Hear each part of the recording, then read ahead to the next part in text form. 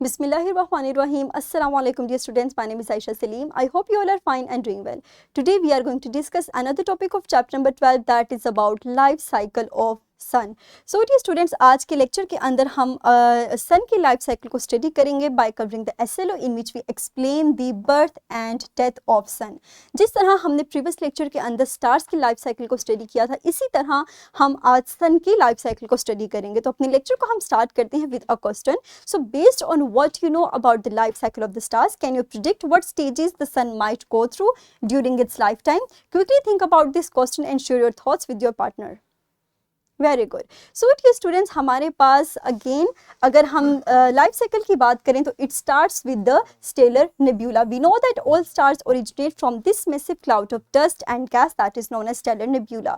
हमारा जो सन है ये भी हमारे पास स्टेलर नेब्यूला से ही ओरिजिनेट हुआ है from approximately 5 billion years ago.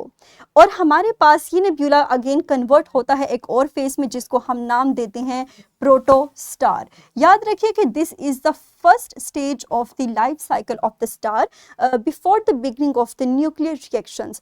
Once the core get hot, nuclear reactions begin. It forms the average star जिसको हम नाम देते हैं सन का, जो कि हमारी current phase है, that is the main sequence phase, and it will remain in this phase for another 4 to 5 billion years.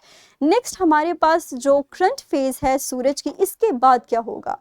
इसके बाद हमारे पास आहिस्ता आहिस्ता ये nuclear reactions they run out of their hydrogen fuel and begin to expand and cool down and changes their colour and converted into an other stage that is red giant. और हमारे पास जो इसके बाद स्टेज आती है वो है red giant की. इसी तरह रेड जाइंट के बाद हमारे पास the outer layer will shed and it will form enter into the other stage of the life cycle that is planetary nebula. और ये स्टूडेंट्स हम जानते हैं कि planetary nebula के बाद हमारे पास जो remaining core होता है उसको हम नाम देते हैं white dwarf का. याद रखिए the sun will then shrink and heat up again and forms the white dwarf. This white dwarf will eventually run out of the nuclear fuel and cool down over billion years. तो हमारे पास ये end product था हमारे सन के life cycle का. अब एक flow sheet की मदद से हम इस सारी लाइफ साइकिल को थोड़ा सा समराइज करते हैं. In the first we have the planetary nebula which is basically the massive star of gas and dust and then it converts into the low mass star और protostar which is basically the stage before the beginning of the nuclear reactions. उसके बाद हमारे पास बना था yellow dwarf जिसको हमने नाम दिया the current phase the main sequence that is also known as sun, जिसमें हमारे पास न्यूक्लियर रिएक्शंस होते हैं that release energy and radiations. Further जैसे ही हमारे पास ये न्यूक्लियर फ्यूल इसका ख़त्म हो जाएगा, it runs out of the hydrogen fuel, it will enter into the other stage of that life cycle that is red giant. उसके बाद यही रेड जाइंट हमारे पास एक्सप्लोड होकर बनाएगा stellar nebula and then the remaining core we named it as white dwarf. That is ये हमारे पास last stage है और इसके बाद इवेंचुअली ये भी कुछ बिलियन ईयर्स तक हमारे पास इसमें से भी फ्यूल ख़त्म हो जाएगा और फिर हमारे पास लाइफ साइकिल ख़त्म हो जाएगा.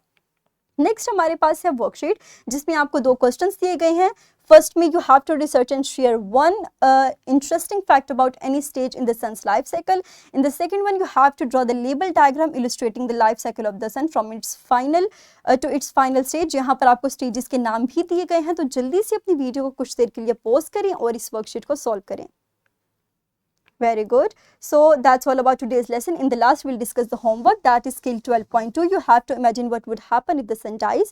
So quickly pause the ये आपका homework है और मुझे उम्मीद है कि आप इसको easily solve कर लेंगे. आप ग्रुप्स के फॉर्म में भी इस स्किल को अचीव कर सकते हैं. तो ये स्टूडेंट्स इंशाल्लाह अपने अगले लेक्चर के अंदर हम अपने नेक्स्ट टॉपिक को डिस्कस करेंगे that is basically based on the telescopes that are used to study the space. So ये students that's all about today's lesson. मुझे उम्मीद है कि ये लेक्चर आपको क्लियर हो चुका होगा. सो इंशाल्लाह हम मिलते हैं अब अपने अगले लेक्चर के अंदर. तब तक अपना ख्याल रखिएगा. Thank you very much and अल्लाह हाफिज़.